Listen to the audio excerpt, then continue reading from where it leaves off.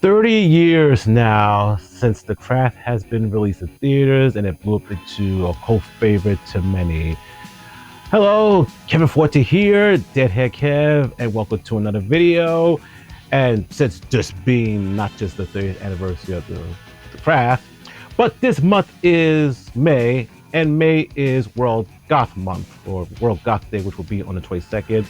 The funny thing is, before that, one of the actresses is still, well, Fairuza Balk, her birthday's on the 21st. So heck, great time to talk about The Craft film, which was released in theaters May 3rd of 1996. So I wanted to do this video on it, and of course I'm wearing a Craft shirt that was from Cavity Colors, which I bought on the 20th anniversary of the film back in 2016. Still in great shape.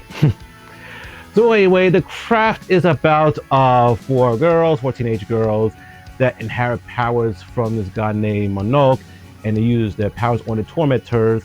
Unfortunately, one of them goes a little bit too far with it. So let's just talk about the film. As we know, the film starts off with the character Sarah, who is now moving into a new house with her father, and some woman named Jenny, who's only in the film for the opening and then disappears. What's the point even putting her in this film? Whatever.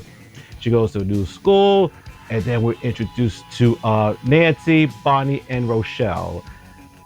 People look at them differently because, you know, the witches and they're just different people. You got this asshole guy named Chris, along with two of his cronies. So Sarah does go to school, and you know, she meets up with Chris first, and then Chris tells her, "Hey, these three witches you see there are witches." Whatever. The three, Nancy, Bonnie, and Rochelle, meet up with Sarah. They befriend her. They took her to a store about witchcraft and stuff. Then later on, as they're walking down, Sarah gets harassed by this homeless guy, and then poof, they use like their imaginary powers to throw up a car hitting him to happen. So yeah, it's proof. Okay, so through this film, Nancy, Bonnie, Rochelle need a fourth one, and the fourth is Sarah, so they can conquer Manol to grant them their powers. And also, each of them have their issues through life. Sarah is kind of suicidal. She almost slit her wrist, about to kill herself. The character Nancy, she's not living the best of life. Her mother lives with this asshole guy named Chris. She's just not happy with it. Rochelle's dealing with racism from one of the people, and Bonnie has bad body scars and sees herself as a freak. But then they call to Monok, and you know, things work better for their lives. Of course, the character Sarah has this ridiculous guy named Chris that she had one date with, but she refused to go to his house because we all know that leads in. And he told the whole school, like, yeah, she was the worst lady. He was the worst lady that he's ever had. So ruining the reputation she just started. So she puts a love spell on him, and now he's like her devoted slave. But it gets worse. She's trying to reverse it, but when she speaks to the lady in at the witch place, she says, "No, you cannot get rid of it. It has to take its course." Rochelle uses her powers to make that racist piece of trash who's bothering her lose her hair. Bonnie uses the power to remove the scars, and Nancy removes the powers to have a better life. The character Chris, who's this dirty, awful person who abused the mother, and like, you know, she decides to use the powers to give him a heart attack or something, and they inherit like hundreds of thousands of dollars. You know, she's living in a new place, but then, you know, they keep using the powers and stuff. But then things started to change when they want to evoke the spirits. They all go on the beach. They evoke the spirit. But the next morning, we see the biggest crime in this film. Dead animals. Dead sharks, dead dolphins. And Nancy say, "These are my gifts." And Sarah's like, "What the fuck?" So, you know, they're living their lives as being happy and everything else. Unfortunately, Sarah has a date with Chris, and Chris gets all rapey, but she escapes, and Nancy's like, So they go to the party with Chris's at. She disguises herself as she uses her powers to disguise herself as Sarah. And then the other three come in. Rochelle bumps into oh man, I'll put the name on the thing. I forgot her name. Let's just say she's played by Christine Taylor. I think she's about to apologize or something like that to her because now she's wearing this wig. They go to the room and they see Nancy disguised as Sarah.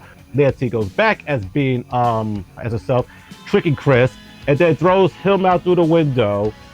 So, you know, that's like, oh, Sarah's like, oh, I can't believe he was a good guy inside himself. Yeah, fucking right. But then, like, she decides to leave the circle, and now Nancy's tormenting her. But then at the end, you know, Sarah realized she also inherits mother from her mother that she never knew because she died while giving childbirth.